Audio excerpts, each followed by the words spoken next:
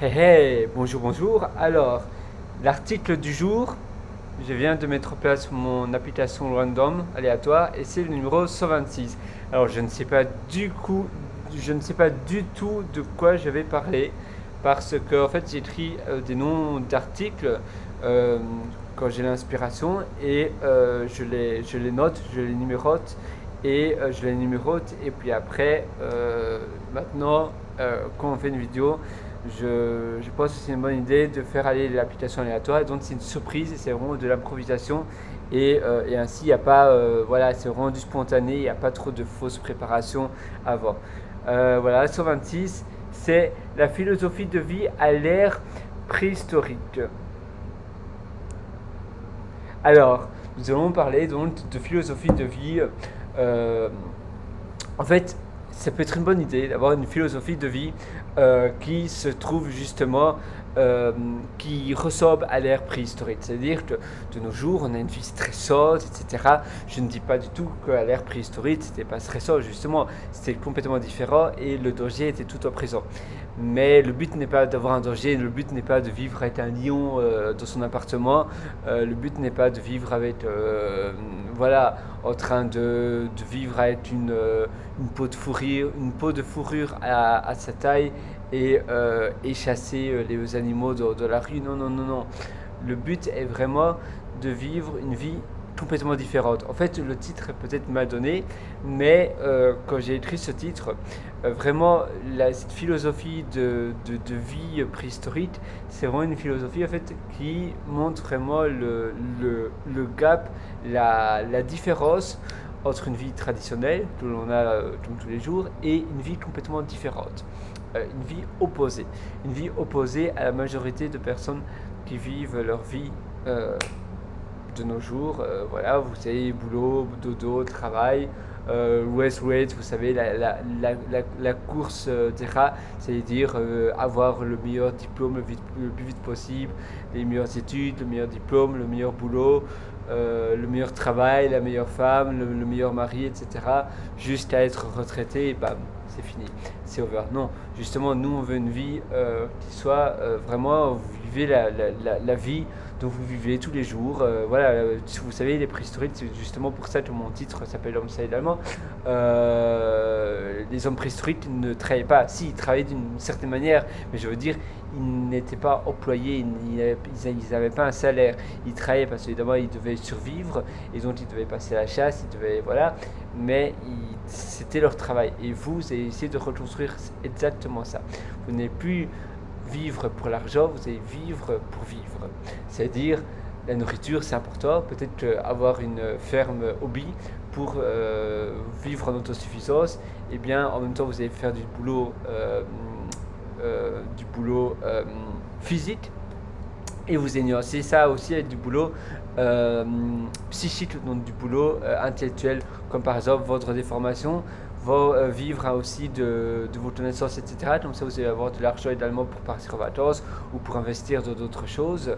Mais en plus de cela, vous allez avoir, donc ça va être moitié-moitié, et vous allez aussi vivre de votre culture, de votre potager, etc.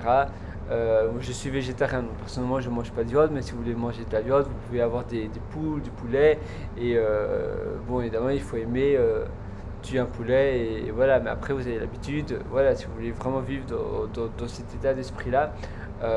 Et puis je ne sais pas ce qui est le pire, est-ce que c'est pire d'acheter du poulet mort dans le supermarché et qui a vécu en confinement non-stop et qui a une vie horrible, et donc vous soutenez cette cruauté de maltraitance animale, ou bien vivre en autosuffisance et donc tuer un poulet, mais de toute façon, si vous l'achetez au supermarché, ben vous contribuez à la tuerie de poulet également. Je pense que c'est mieux de contribuer à avoir des poules en bonne santé et heureuses chez vous, et bah, tuer un poulet de temps en temps et faire du poulet rôti. Parce que de toutes les manières, vous tuez de toute façon si vous mangez des de l'animal, vous tuez indirectement l'animal parce que en achetant, en allant à la boucherie ou en allant au supermarché, vous donnez de l'argent pour avoir cet animal mort et donc vous contribuez à la maltraitance animale. Donc je pense que c'est mieux de le faire par soi-même, vraiment. Et tout maîtriser, hein, si vous avez vraiment le maîtrise surtout. Et en plus de cela, comme je vous disais, boulot intellectuel, vous pouvez vivre de votre connaissance, vous pouvez être prof à domicile, prof à correspondance, vous pouvez faire des cours en ligne et publier vos cours sur YouTube, sur Udemy et d'autres plateformes. Vous pouvez avoir votre propre plateforme à vous et ainsi vous ne payez pas de commission, mais d'abord pour vous faire connaître, c'est bien de d'abord publier vos cours sur Udemy et après essayer de... Évidemment, c'est dur de se faire remplir une mailing list Udemy parce que vous n'avez pas accès à votre base clientèle, mais vous pouvez faire une newsletter et vraiment inciter dans vos vidéos à s'inscrire sur votre newsletter, la première vidéo de votre cours et la dernière, et donner des avantages, dire que s'ils s'inscrivent à votre newsletter, à votre mailing list, eh bien, ils vont avoir des discounts, des codes promo, et ainsi vous allez récolter vos clients de Udemy et après avoir une base de données et après avoir votre propre plateforme à vous. Il y en a énormément qui font comme ça. Ils se font connaître sur Udemy parce que c'est une plateforme super pour se faire connaître, c'est un peu comme Amazon. Et puis après, ils essayent d'acquérir leur clientèle en promotionnant leur site et leur mailing list de leurs produits parce qu'évidemment, ils ne peuvent pas directement avoir ces clients par la plateforme parce que vous n'avez pas accès à la base de données Amazon ou à la base de données Udemy ou la même chose pour d'autres plateformes, mais vous pouvez inciter vos clients, pas trop souvent évidemment, mais de temps en temps, à s'inscrire sur mailing list, sur votre mailing list, etc. Et ça, ces plateformes-là ne peuvent pas vous interdire de faire ça, et tout le monde le fait d'ailleurs. C'est du donnant-donnant, on va dire. Grâce à eux, vous avez une clientèle et un flux de trafic énorme, et puis après, vous essayez de prendre ce trafic parce que vous payez aussi pas mal pour cette plateforme. Et surtout Udemy, ils vous forcent aussi à faire des promos et à faire des discounts et des prix fortement réduits. C'est très dur de vendre constamment ces cours Udemy à 200$. C'est très très dur parce qu'ils font toujours des promotions à 20$, 19$, 17$, etc. Et en euros, c'est pareil, 12€, 15€, 20€. Donc voilà, donc faites vraiment... essayez de vraiment alterner et je vous conseille aussi de travailler par sprint de 90 minutes, c'est-à-dire vous faites d'abord une activité intellectuelle et puis après une activité manuelle et puis après une activité sociale et puis après une activité manuelle, etc. Et à chaque fois opposer, à chaque fois après 90 minutes faire une autre activité mais qui s'oppose à la précédente. Et pour toi, 90 minutes, c'est parce que le cerveau travaille en règle générale sur des cycles de 90 minutes. Voilà, même pour le sommeil, c'est pareil. Notre cerveau est plus ou moins basé, on va dire, dans les 90 minutes. C'est pas exactement 90 minutes, parce que voilà, d'ailleurs, le temps est une unité créée par l'homme, et le cerveau n'est pas, travaille un tout petit peu différemment, mais ces 90 minutes se rapprochent le plus de la manière dont le cerveau fonctionne. Et c'est pour ça qu'après 90 minutes, au-delà de ça, votre taux de concentration va vraiment chuter. Et évidemment, les activités qui demandent le plus de concentration, si vous devez faire quelque chose qui demande énormément aussi d'énergie, une activité physique, et bien faites le matin. La même chose pour la concentration. S'il y a quelque chose qui demande énormément de focus et de concentration, ou bien faire une formation vidéo, vous pouvez la faire le matin. Dans les 3 premières heures après le lever. C'est important de bien se lever tôt aussi. Même se lever, voilà, avant je ne croyais pas, j'aimais bien dormir tard et me lever tard et j'entendais beaucoup de personnes qui disaient que se lever tôt, c'était vraiment les personnes qui réussissent ou bien les personnes heureuses se lèvent tôt. Et en fait c'est vrai. Bon, peut-être pas pour tout le monde, il faut le faire à répétition et vraiment garder le rythme. Maintenant je me lève tous les jours à 5h30 du matin. Et je me sens tellement bien, tellement mieux. Maintenant je suis un peu fatigué parce que là il est déjà 11h passées du soir et 23h passées. Mais en règle générale, j'essaie quand même de dormir 7h à 7h30 par jour. C'est pas normalement 8h, c'est le bon temps recommandé. Maintenant, à nouveau, on est tous différents et on a tous un niveau de sommeil différent. Mais vous savez, les hommes préhistoriques, ils avaient aussi plus ou moins un sommeil polyphésique.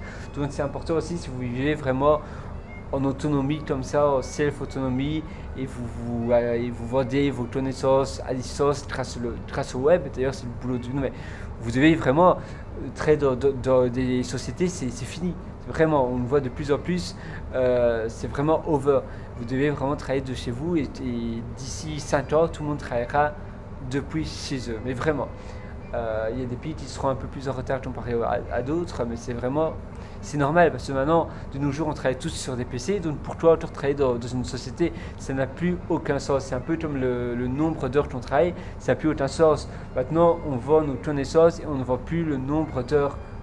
Ça avait du sens pour l'ère industrielle, pour faire des boulots à répétition, pour faire des boulots à la chaîne, mais ça n'a plus de sens pour des boulots intellectuels où vous vendez vos connaissances. Pour toi, vous devez encore vendre vos heures. Si vous avez terminé votre boulot, peu importe si vous avez fait votre boulot en 2 heures ou en 10 heures, si c'est fait, c'est fait. Et voilà. Du coup, oui, je vous disais, sommeil polyphésique, c'est vraiment chouette, c'est vraiment important. Mais pour ça, évidemment, vous devez vivre, voilà, il faut que ça soit adapté, mais même si vous vivez avec votre épouse ou votre époux, eh bien, ou votre conjointe, girlfriend, boyfriend, peu importe, bien, vous pouvez faire une sieste de 1 heure, 2 heures, personne ne va vous déranger. Vous avez les masques aussi pour le mettre sur les yeux, pour vraiment, s'il y a la lumière, etc., pour vraiment être isolé. Pas de bruit, c'est bien aussi d'être dans un environnement adapté pour bien dormir, parce que le sommeil polyphésique, c'est un peu entre deux. Mais les hommes préhistoriques, vous savez, n'avaient pas non plus des endroits super adéquats pour dormir. Ils dormaient dans des grottes. D'ailleurs, les grottes sont vraiment adaptées pour dormir parce que c'est un endroit frais. Et en fait, vous devez dormir dans une pièce fraîche. Si vous avez une cave, vous pouvez mettre votre lit dans votre cave. C'est un endroit frais, c'est vraiment le mieux parce que le cerveau, en fait, il a beaucoup plus de facilité à dormir quand il fait froid. C'est ainsi, c'est la nuit, la nuit il fait toujours plus froid que la journée, et s'il fait chaud, vous allez avoir plus de difficultés à bien dormir. La même chose, voir un écran juste avant d'aller au lit, c'est très mauvais parce qu'en fait, vos yeux voient beaucoup de lumière et la source de lumière trop dense perturbe le sommeil, même si vous ne vous rendez pas compte, parce que pour votre cerveau, c'est la journée, il y a du soleil, etc. Il doit faire sombre. Et pour vivre cette philosophie de vie préhistorique, vous devez vraiment essayer de dormir dans une pièce assez froide, ou bien si vous avez une cave, ou une grotte même, si vous avez une grotte, si vous avez la chance de vivre en pleine nature. Et on aime ou on n'aime pas, hein, voilà, mais pourquoi pas, hein, c'est ça l'aventure. Et aussi éviter les écrans au minimum 2 heures avant le sommeil. Évitez aussi de voir vos emails, de voir les SMS, etc. Tout plein Internet au minimum 2 heures avant. Parce que sinon, avant d'aller au lit. Parce que sinon, vous allez penser à parfois des conversations, vous allez parfois peut-être voir des mauvaises nouvelles par email, etc. Et vous allez avoir votre cycle de pensée continue qui ne va pas s'arrêter, et à cause de ça vous n'allez pas savoir bien dormir, vous n'allez même pas savoir dormir parce que vous allez penser à plein de choses, et si votre esprit est actif, vous aurez du mal à bien dormir. L'alimentation aussi, je ne sais pas si vous aimez l'alimentation médiévale ou l'alimentation, bon d'ailleurs les hommes préhistoriques, moi c'était pas autour de l'alimentation médiévale, mais ça se rapproche, et peut-être que chez vous, vous avez un restaurant médiéval, c'est très rare, mais ainsi vous pouvez savoir plus ou moins à quoi ça ressemble. Sinon, essayez d'aller voir sur internet, mais c'est surtout de la viande. Évidemment, vous n'allez pas savoir manger du mammouth, mais vous allez savoir manger de la viande similaire. Finalement, là je vis en Australie, il y a du kangourou, c'est aussi très exotique. Ils mangent du serpent, ils mangent oui, plein d'animaux assez spéciaux, du requin également, et en Islande, peut-être plus maintenant, mais il n'y a pas très longtemps, ils mangeaient encore de la baleine. Voilà, c'est triste, mais c'est comme ça. Et c'est similaire à un mammouth, non, mais c'est un animal. Du moment que vous ne mangez pas de l'être humain. Et d'ailleurs, les hommes préhistoriques n'étaient pas cannibales non plus, je vous rassure, pour la plupart. Et voilà, d'ailleurs, par définition, c'est voilà, on a ça dans notre sang, on mange pas la même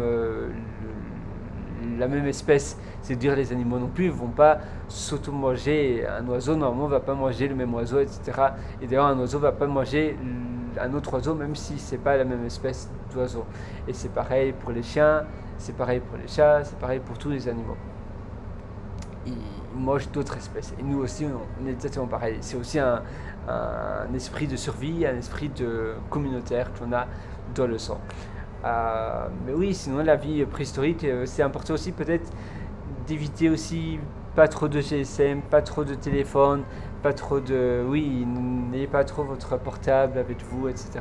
C'est important de vraiment être isolé, pas trop de TV, etc. Mais en même temps, maintenant, voilà, cette philosophie, vous pouvez évidemment, comme je vous disais, faire des cours en ligne, etc. Avoir un PC, c'est bien, mais pas être à 100% sur votre téléphone. D'ailleurs, vous devez avoir aussi une activité physique, comme je vous disais, vivre en autosuffisance, etc. Il faut avoir l'occasion, et si vous n'avez pas de maison ou pas de jardin, parfois rien qu'acheter un tout petit terrain, eh bien c'est pas trop cher, et ça va vous permettre de vivre déjà en autosuffisance. Avoir un appartement et avoir un tout petit jardin que vous utilisez comme potager ou bien sur votre balcon aussi, voilà, ça va vous permettre de déjà avoir un premier pas dans la vie en autosuffisance. Même si vous ne savez pas manger tout ce que vous produisez, même si vous devez encore aller au supermarché, eh bien c'est déjà un premier pas. Et essayez de toujours vous améliorer, toujours faire mieux, mieux, mieux et mieux. Voilà, là je me sens vraiment fatigué, je suis vraiment désolé. La vie, cette philosophie aussi, justement, elle vous force à dormir quand vous voulez, à manger quand vous voulez. Le jeûne, c'est bien aussi, à ne pas vraiment avoir de notion d'heure, à ne pas avoir vraiment de notion d'horaire ou de repas. 1, 2, 3, 4 repas, peu importe. Faire des activités physiques également. Vous savez, avant, l'obésité n'existait pas dans la période préhistorique. Voilà. Parce qu'on avait une manière de vivre complètement différente. Ne pas manger pendant une journée, 2 journées, 3 journées, 4 journées, c'est très bon pour la santé aussi. Et après, manger un énorme repas en une fois, c'est pas finalement trop mal. C'est pas très mauvais. Il y a énormément de médecins qui m'ont justement dit que c'était pas que c'est pas spécialement mauvais. Quand j'étais jeune, plus jeune que maintenant, je mangeais un seul repas par jour, et mes parents trouvaient ça bizarre, donc ils avaient demandé à plusieurs médecins si c'était bon pour moi, parce que j'aimais bien manger qu'un seul repas, mais je mangeais 4 repas en un, ou 3 repas en un, et je mangeais rien d'autre pendant le reste de la journée. Et le médecin a dit bah oui, non, c'est pas nécessairement mauvais. Et j'ai déjà pratiqué le jeûne pendant le maximum que j'ai réussi à faire, c'est 4 jours. J'ai une amie, elle a fait le jeûne pendant 5 jours maximum. Bon, moi, le jeûne, c'était pas vraiment du 100% jeûne, parce que je prenais des cafés latte, etc. Donc, il y avait un peu, voilà. Mais c'était pas seulement de l'eau. Je buvais aussi du jus de fruits. Donc, voilà, j'avais quand même un taux de sucre, etc. Maintenant, il faut pas se forcer. Il ne faut pas se forcer si vous n'aimez pas faire ça, ne le faites pas. Moi, j'aime bien, ça ne me dérangeait pas, et puis je vivais au moment. Voilà, souvent on mange parce qu'on avait une publicité d'un aliment, etc. Parce qu'on est tenté, on a plein de restaurants. Si vous habitez dans une ville, vous avez plein de restaurants un peu partout, et donc vous avez beaucoup plus de tentations. Vos entourages aussi, vous mangez parce que les autres mangent. C'est un peu comme pour l'alcool, on boit parce que les autres boivent. Mais sinon, on ne buvrait pas nécessairement, sauf si vous êtes alcoolique. Voilà, souvent on fait quelque chose parce que les autres font. Un peu comme pour la malbouffe. Parfois, si tous nos potes vont au KFC ou au McDonald's, eh bien on va aller aussi au McDonald's, parce qu'on se dit, bah, eux ils y vont, pourquoi pas moi. Mais si vous étiez seul, ou bien si vous aviez des amis qui n'aiment pas les fast-foods, eh bien certainement vous n'aurez pas été au fast-food. C'est exactement pareil, donc c'est pour ça que c'est important de vous entourer de personnes qui vous osent et pas des personnes qui vous rabaissent.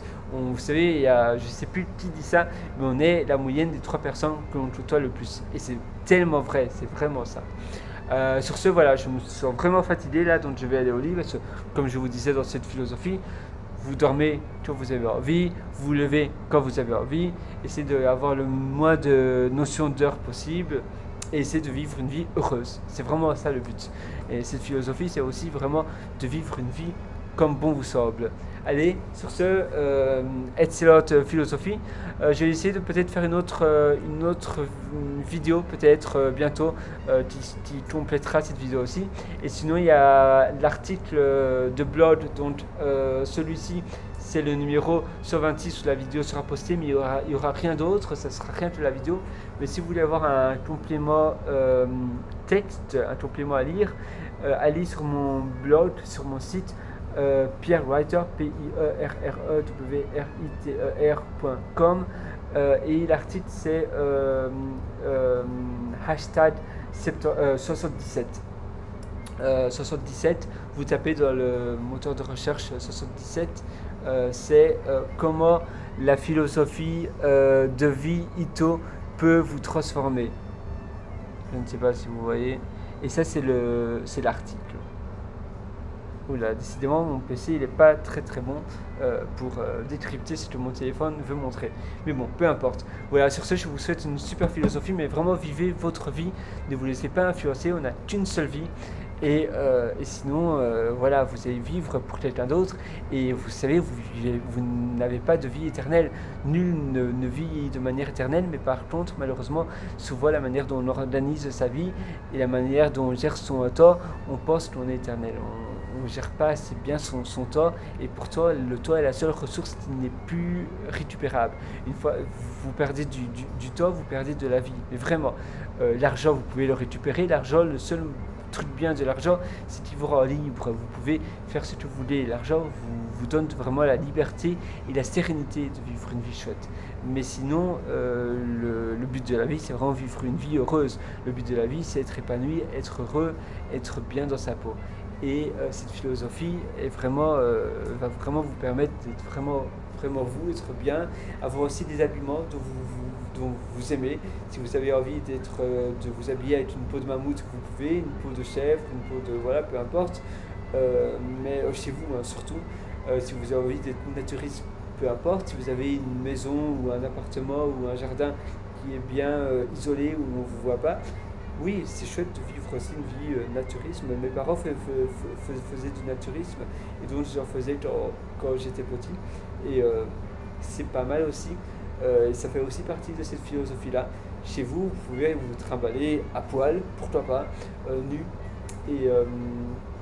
Et voilà, mais soyez tous héros avec vous-même, soyez en harmonie avec vos propres valeurs. Allez, sur ce, excellente philosophie. Bye, à très bientôt et certainement je ferai une autre vidéo qui sera une suite plus détaillée et beaucoup plus en profondeur. Allez, bye bye.